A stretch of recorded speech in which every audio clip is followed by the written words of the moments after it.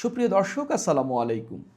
২০২৪ সালের অভ্যুত্থানের পর বাংলাদেশে মুক্তিযুদ্ধ এবং মুক্তিযুদ্ধের ইতিহাস কিংবা মুক্তিযুদ্ধের যে স্মৃতিচিহ্ন রয়েছে সেগুলো রক্ষা করা কিংবা সেগুলোর বিষয়ে কথা বলা কিংবা সেগুলোকে ডিফেন্ড করা বাঙালি জাতি হিসাবে তার অন্যতম স্বাধীনতার ইতিহাসকে রক্ষা করা একটা অপরাধ যেন হয়ে পড়েছে। কেউ যেন এই কাজটি করলেই তাকে অপরাধী হিসাবে চিহ্নিত করা হচ্ছে এবং তাকে জেলে ভরে দেওয়া হচ্ছে এবং তার বিরুদ্ধে যে কোনো অ্যাকশানে নেমে যাচ্ছে কেউ বলতে একটা নির্দিষ্ট গ্রুপ। অর্থাৎ মুক্তিযুদ্ধের ইতিহাস কিংবা মুক্তিযুদ্ধের স্মৃতিচিহ্ন একটা হুমকির মুখে পড়েছে, যেটা আমরা এই সরকার, নতুন একটি সরকার আসার পর, অন্তর্বর্তী সরকার চলে গেছে, একটা নির্বাচন হয়েছে, নতুন একটি সরকার ক্ষমতায় বসেছে। তারা বসার পর এই প্রথমবারের মতো আমরা সেই ঘটনার আবারও পুনরাবৃত্তি দেখলাম। অন্তর্বর্তী সরকারের ১.৫ বছরেতে এই ঘটনাগুলো ঘটেছে। আমরা আবার বিএনপি সরকার, এই দলটি আবার মুক্তিযুদ্ধের সপক্ষের শক্তি, কেননা এই দলটির প্রতিষ্ঠাতা খোদ স্বাধীনতার ঘোষক। সেই জায়গা থেকে আমরা এই সময় দেখলাম এই স্বাধীনতার ইতিহাস বিজড়িত ৭ই মার্চের ভাষণ বাজানোর জন্য কিভাবে একজন নারীকে এবং কয়েকজনকে হেনস্থা করা হয়েছে। বলা হচ্ছে সেখানে ছাত্রলীগ এসে জড়ো হয়েছে।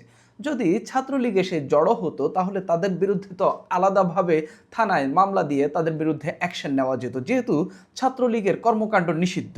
সেই জায়গা থেকে তারা যদি রাস্তায় জড়ো হয়, কোনো কর্মকাণ্ড পালন করতে যায়, সেক্ষেত্রে তাদের বিরুদ্ধে মামলা দেওয়া যেতে পারে কিংবা তাদের বিরুদ্ধে আইনের আশ্রয় নেওয়া যেতে পারে। কিন্তু আমরা দেখলাম আবারও মবের মতো করে এবং তাদেরকে হেনস্থা করে তাদেরকে থানায় ঢুকিয়ে দেওয়া হয়েছে এবং যে রিকশায় করে ৭ই মার্চের ভাষণ বাজানো হচ্ছে সেই রিকশা সহ তাদেরকে থানায় ঢুকিয়ে দেওয়া হয়েছে। এই কাজটা কি ভালো হয়েছে? একেবারেই না। কিন্তু আপনি যদি ব্যাখ্যা করেন গত ১ বছরের বেশি সময় ধরে মুক্তিযুদ্ধের ইতিহাসকে যেভাবে আঘাত করা হচ্ছে, মুক্তিযুদ্ধের স্মৃতি বিজড়িত যে স্থানগুলো রয়েছে এবং যে ঘটনাগুলো ঘটেছে সেগুলোর তো কোনো বাস্তবিক প্র্যাকটিস তো আমরা দেখতে পাচ্ছি না। কিন্তু কেউ যদি করতে যায় তাকে কিভাবে ট্যাগিং করা হচ্ছে, তাকে কিভাবে অপদস্থ করা হচ্ছে, তার একটা সর্বশেষ নতিজা হইল এই যে তাসনিম আফরোজ ইমি সহ তার সহকর্মী বা সহযোদ্ধাদের উপর যে হামলাটা হয়েছে বা তাদেরকে যেভাবে হেনস্থা করে কারাগারে ঢুকিয়ে দেওয়া হয়েছে, ঠিক সেইটার মধ্য দিয়ে আবারও প্রমাণ হলো যে এই মুক্তিযুদ্ধের ইতিহাসের নিয়ে কথা বলা, মুক্তিযুদ্ধকে ধারণ করাটা আসলে অপরাধ। কিন্তু আপনি দেখতে পাবেন গত ১.৫ বছর ধরে স্বাধীনতা বিরোধী শক্তি নানাভাবে চেষ্টা চালিয়েছে এই মুক্তিযুদ্ধের কথা যারা বলে তাদেরকে অপদস্থ কিংবা তাদেরকে শায়েস্তা করার জন্য। কিন্তু সেটা কি সম্ভব হয়েছে? আপনি যদি ৭৫ পরবর্তী ঘটনাগুলো দেখেন, ৭৫-এর ১৫ই আগস্ট বঙ্গবন্ধু শেখ মুজিবুর রহমান সপরিবারে হত্যাকাণ্ডের শিকার হয়েছেন এবং এরপরে আওয়ামী লীগের ব্যাপক নেতাকর্মী, মুক্তিযোদ্ধা সহ অনেকে হত্যাকাণ্ডের শিকার হয়েছেন, যাদের অনেকে মুক্তিযুদ্ধের সংগঠক ছিলেন, মুক্তিযুদ্ধের নেতৃত্ব দিয়েছিলেন, কারাগারে হত্যাকাণ্ডের শিকার হয়েছিলেন অনেক নেতা। সেই জায়গা থেকে সে সময়ও চেষ্টা হয়েছিল যে স্বাধীনতার ইতিহাস মুছে ফেলার কিংবা স্বাধীনতার ইতিহাসকে কিভাবে দমিয়ে ফেলা যায়, কিভাবে এটাকে সাইড করে নতুনভাবে ওই যে স্বাধীনতা বিরোধী যে শক্তিটা ছিল তারা এগিয়ে যেতে পারে কিংবা তাদের উত্থান হইতে পারে, সেই চেষ্টা হয়েছিল। কিন্তু সম্ভব হয়েছে? আমরা দেখেছি সেটা কিভাবে তাদের সেই প্রজেক্ট একেবারে মাঠে মারা গেছে। অর্থাৎ এখনও যে চেষ্টা চালানো হচ্ছে সেটা সম্ভব হবে না। আমরা একটু দেখি যে আসলে কি ঘটেছে। রাজধানীর চানখারপুলে সাউন্ড বক্সে বঙ্গবন্ধু শেখ মুজিবুর রহমানের ৭ই মার্চের ভাষণ বাজানোর অভিযোগে ঢাকা বিশ্ববিদ্যালয়ের এক শিক্ষার্থীকে আটক করে প্রতিবাদে শাহবাগ থানার সামনে মাইকে করে ৭ই মার্চের ভাষণ বাজান ডাকসু নির্বাচনে প্রতিরোধ পর্ষদের ভিপি প্রার্থী শেখ তাসনিম আফরোজ ইমি। এই ঘটনার প্রতিবাদে শাহবাগ থানার সামনে অবস্থান নেয় ডাকসুর নেতা ও বিভিন্ন ছাত্র সংগঠনের নেতারা। কিছুক্ষণ পরে আরেকটি গ্রুপ সেখানে এসে বাধা দিতে চাইলে দুপক্ষের মধ্যে হাতাহাতি সৃষ্টি হয়। যারা ভাষণ বাজাতে না করেছিল তাদের সঙ্গে কথা বলা হলে তারা নিজেদেরকে সাধারণ জনতা বলে। এদেরকে শাহবাগ থানার সামনে থেকে আসতে দেখা যায় এবং পরবর্তীতে থানায় প্রবেশ করতে দেখা যায়। শেখ তাসনিম আফরোজ ইমি বলেন, মাইকে ভাষণ বাজানোর এক পর্যায়ে কিছু লোকজন শাহবাগ থানার সামনে এসে ভাষণ থামাতে বলেন, যা বাকবিতণ্ডায় রূপ নেয়। তিনি আরও বলেন, বিনা উস্কানিতে অসম যে হামলাটি করা হলো এটি অত্যন্ত ধিক্কারজনক এবং তাদের যে ইনসিকিউরিটি তা প্রমাণ করে যে ইতিহাসের সঠিক দিকে আছি। সেখানে উপস্থিত বাংলাদেশ ছাত্র ইউনিয়ন ঢাকা বিশ্ববিদ্যালয়ের সাধারণ সম্পাদক মাইন আহমেদ বলেন, বাংলাদেশের জামাত বাদে কারো মুক্তিযুদ্ধ নিয়ে দ্বিধা দ্বন্দ্ব নেই। ছাত্রদল হোক, ছাত্রলীগ হোক, প্রত্যেকটা সংগঠনে এরা ঢুকে বসে আছে। তিনি আরও বলেন, শুধুমাত্র এই রাজাকারের বাচ্চারা বাদে মুক্তিযুদ্ধ বিষয়ক যেসব গুরুত্বপূর্ণ ঘটনা সেসব নিয়ে কোনো বিরোধিতা নেই। এ সময় ঢাকা মেট্রোপলিটন পুলিশের রমনা জোনের ডিসি মাসুদ আলম বলেন, তারাবির নামাজের সময় মাইকে এখানে এসে মাইক বাজানো এটা সম্পূর্ণ উদ্দেশ্যমূলক, এটা মব তৈরি করার চেষ্টা। পরবর্তীতে 10:15 জাতীয় ছাত্রশক্তির ঢাকা বিশ্ববিদ্যালয় শাখা নেতাকর্মীরা সেখানে উপস্থিত হয়ে ভাষণ বাজানোর বিরুদ্ধে স্লোগান দেন এবং বক্তব্য দেন। ছাত্রশক্তির ঢাকা বিশ্ববিদ্যালয়ের আহ্বায়ক কমিটির মুদাসসির চৌধুরী বলেন, আজ বিকেলে যাকে আটক করা হয়েছে তাকে 7ই মার্চের ভাষণ বাজানোর জন্য আটক করা হয়নি, সে নিষিদ্ধ ঘোষিত ছাত্রলীগের সঙ্গে জড়িত। তিনি আরও বলেন, আজ যারা তাকে মুক্তিযুদ্ধের আড়ালে 7ই মার্চের আড়ালে ছাত্রলীগকে পুনর্বাসনের চেষ্টা করছে তাদের বিরুদ্ধে ব্যবস্থা নিতে হবে। পরবর্তীতে সেখানে ডাকসু নেতারা যেমন সাহিত্য সম্পাদক মোসাদ্দেক ইবনে আলী মোহাম্মদ এবং সমাজ সেবা সম্পাদক এবি জুবাইর উপস্থিত হন, তারাও ভাষণ বাজানোর বিরুদ্ধে অবস্থান নেন। এরপর 10:30টার দিকে জাতীয় ছাত্রশক্তি এবং ডাকসুর সমাজসেবা সম্পাদক এবি জুবাইর ও সাংস্কৃতিক সম্পাদক মোসাদ্দেকের নেতৃত্বে একদল শিক্ষার্থী সেখানে গিয়ে অবস্থান নেন। পরে তারা রিকশায় বসে থাকা ইমিকে রিকশা সহ শাহবাগ থানায় নিয়ে যান।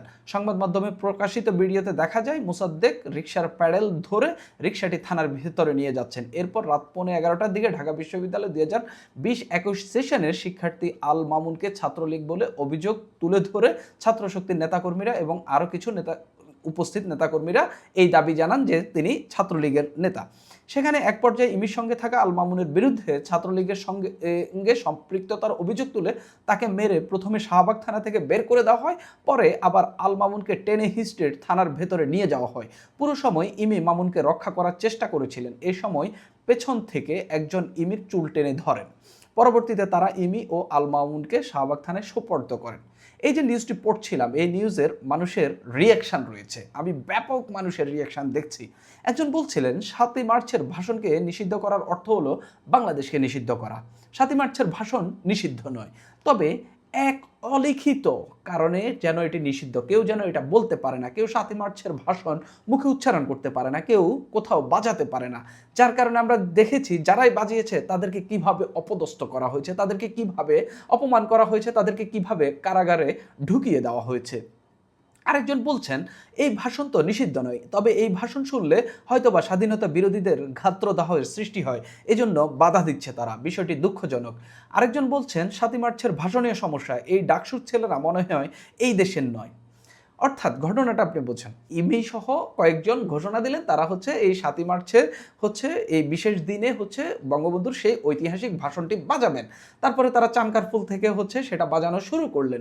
পরবর্তীতে সেখান থেকে যখন একজনকে আটক করে নিয়ে আসা হলো, তারা প্রতিবাদ স্বরূপ শাহবাগ থানায় এসে সেটা বাজালেন। থানার সামনে অবশ্যই এটা বাজানো গহিত একটা কাজ, কিন্তু আবার পাশাপাশি ডিসি মাসুদ বলছেন যে তখন তারাবির নামাজ চলছিল, অর্থাৎ সেই সময় তাদেরকে সংযত থাকা দরকার ছিল, তারা ভিন্নভাবে এটার প্রতিবাদ জানাতে পারতেন। এবং বিশেষ করে ওই ছেলেটি যদি ছাত্রলীগের নেতা হয়ে থাকেন তার বিরুদ্ধেও ভিন্নভাবে অ্যাকশন নেওয়া যেত। যদি ছাত্রলীগ মাঠে নেমে জড়ো হয়ে কোনো কর্মসূচি পালন করে, যেহেতু তাদের কার্যক্রম নিষিদ্ধ, তাদেরকে গ্রেপ্তার করা যেত, তবে মামলা থাকলে কিংবা মামলা দিলে। কিন্তু আমরা দেখলাম কি সেখান থেকে নিয়ম বহির্ভূতভাবে একজনকে তুলে নিয়ে এসে তাকে কারাগারে ঢুকালো। তখন যারা প্রতিবাদ জানাতে এসে থানার সামনে আবার ভাষণ বাজানো শুরু করলো, তখন তাদেরকে এসে সবাই মিলে অপদস্থ করলো। এই যে মানুষ বলা বলি করছেন 7ই মার্চের ভাষণে সমস্যা, রাজাকারের বা যারা রাজাকারের দলের সমর্থক তাদের ঘাত্রদাহ হয়, এবং এটা আমরা দেখতে পাচ্ছি যে 7ই মার্চের ভাষণ কিংবা মুক্তিযুদ্ধের ইতিহাস বিজড়িত যে ঘটনাগুলো, সেগুলোকে আসলে এই সময়ে প্রমোট করা হচ্ছে না। প্রমোট তো দূরে থাক, কেউ যদি সেটা নিয়ে কথা বলতে যায়, কেউ যদি সেটা বাজাতে যায়, কেউ যদি সেই দিবসটি পালন করতে যায়, তাদেরকে কিভাবে ফ্যাসিবাদের দোসর, আওয়ামী লীগের দোসর বা আওয়ামী লীগ ট্যাগ দিয়ে কিভাবে অপদস্থ করা হয়। এই ইমি কখনোই আওয়ামী লীগ করতো না, আমরা দেখেছি, আমি নিজে দেখেছি এই ইমি আওয়ামী লীগের বিরুদ্ধে, ছাত্রলীগের বিরুদ্ধে কিভাবে লড়াই করেছেন। তিনি বাম রাজনীতি করেন এবং তিনি প্রতিরোধ পর্ষদ থেকে বাম ঘরানার যে প্যানেল ডাকসু নির্বাচনে হয়েছিল সেখান থেকে তিনি নির্বাচন করেছিলেন, যে প্যানেল থেকে মেঘমাল্লার বসু জিএস পদে নির্বাচন করেছিলেন, সেই প্যানেল থেকেই তিনি সহসভাপতি পদে নির্বাচন করেছিলেন, ভিপি পদে নির্বাচন করেছিলেন। অর্থাৎ তাকে এখন আওয়ামী লীগ ট্যাগ দেওয়া হচ্ছে, তাকে এখন ছাত্রলীগ ট্যাগ দেওয়া হচ্ছে, তাকে সরাসরি বলা হচ্ছে ছাত্রলীগের নেত্রী। তিনিও পাল্টা জবাব দিয়েছেন, তাদেরকে রাজাকারের বাচ্চা বলছেন, সেখানে যে বাকবিতণ্ডার ভিডিও ছড়িয়ে পড়েছে। তবে আপনি যদি দেখেন আমরা কিন্তু বিভাজিত হচ্ছি, আমাদেরকে বিভাজিত করা হচ্ছে। এর দায় আমি সম্পূর্ণভাবে বিগত যে সরকারটি গেল তাদেরকে দেব। আওয়ামী লীগের তো অনেক দোষ, আওয়ামী লীগকে আমরা হটিয়ে দিয়েছি, কিন্তু বিগত সরকার এই বিভাজনগুলো টিকিয়ে রেখেছে। বিশেষ করে আমাদের অভ্যুত্থান যারা করেছেন তারা এই বিভাজনটা টিকিয়ে রেখেছেন, তারা এই বিভাজন হতে দিয়েছেন এবং বাংলাদেশে মুক্তিযুদ্ধের পক্ষের শক্তি এবং মুক্তিযুদ্ধের বিপক্ষের শক্তি সম্পূর্ণ আলাদা হয়ে গেছে এবং এরা একে অপরের বিরুদ্ধে মারমুখী অবস্থানে পৌঁছেছে। কিন্তু আপনি নেপালের দিকে তাকান, অভ্যুত্থানের পরেও যেই সরকারের পতন হয়েছিল সেই কমিউনিস্ট পার্টিকে এই 6 মাসের পরে যে নির্বাচন হয়েছে নেপালে, সেই নির্বাচনে অংশগ্রহণ করতে দেওয়া হয়েছে। নির্বাচনে তাদের ভরাডুবি হয়েছে এবং যারা অভ্যুত্থান করেছেন সেই তরুণদের জয় জয়কার অবস্থা। সেই তরুণরা সরকার গঠন করতে যাচ্ছে। আর আমাদের তরুণ এবি জুবাইর কিংবা হচ্ছে এই যে মোসাদ্দেক ডাকসুর নেতা, তারাও বলতে পারেন তারা অভ্যুত্থানের ফসল হিসাবে ডাকসুর নেতা হয়েছেন, ডাকসুতে নির্বাচিত হয়েছেন, আমিও সেটা মানি। কিন্তু জনমত জরিপ করেন, মানুষ আপনাদেরকে কতটুকু পছন্দ করে। শিবির বাদ দিলে কিংবা শিবিরের প্রক্সি টিমগুলো বাদ দিলে আপনি দেখেন আপনাকে কত মানুষ পছন্দ করে। শুধুমাত্র ইতিহাসের বিরোধিতা করা, মুক্তিযুদ্ধের বিরোধিতা করা, যেখানে সেখানে মব করে যে কোনো ফাত্রা টাইপের বক্তব্য দেওয়ার জন্য আপনাদেরকে মানুষ ব্যাপক আকারে অপছন্দ করছে। অথচ আপনারা অভ্যুত্থানের অন্যতম শক্তি, অন্যতম ফিগার ছিলেন, কিন্তু আপনারা আপনাদের মর্যাদা ধরে রাখতে পারেননি। আপনারা মুক্তিযুদ্ধের ইতিহাসকে বুলুণ্ঠিত করে বা এটাতে সাইড করে অন্য ধরনের একটা ইতিহাস সামনে নিয়ে আসতে চাচ্ছেন। যারা এই মুক্তিযুদ্ধের কথা বলছে তাদেরকে ফ্যাসিবাদী ট্যাগ দিচ্ছেন, তাদেরকে আওয়ামী লীগের দোসর বলছেন। হয়তো এই ভিডিও যদি ছড়িয়ে পড়ে আমাকেও আওয়ামী লীগের দোসর বলবেন, ট্যাগ দেবেন, কিন্তু আমি আমার ইতিহাস, আমি আমার স্বাধীনতা, আমি আমার মুক্তিযুদ্ধ ভুলতে পারবো না, কিংবা এটাকে আড়াল করে কিংবা এটাকে এক্সাইট করতে পারবো না। আমি যতগুলো দিবস আসবে আমি পালন করব অন্য সবার মতো, অন্য যারা পালন করতে চায়। বাংলাদেশে এখনও মুক্তিযুদ্ধের সপক্ষের শক্তিটাই বড়। আমি এটাকে শক্তি না বলে যদি জনবল বলি, মুক্তিযুদ্ধের পক্ষে থাকা মানুষের সংখ্যাই বেশি। আপনি এতগুলো গলা দাবায় রাখতে পারবেন না, আপনি এতগুলো মানুষকে দাবায় রাখতে পারবেন না, আপনি এতগুলো মানুষকে তাদেরকে এই মুক্তিযুদ্ধের বিপক্ষের যে শক্তি সেই শক্তির দিকে নিয়ে যেতে পারবেন না। অর্থাৎ এই মুক্তিযুদ্ধ এবং 24কে মুখোমুখি দাঁড় করাবেন না, এটাকে একসঙ্গে রেখেই আমাদেরকে চলতে হবে। সুপ্রিয় দর্শক, এখন এই পর্যন্তই।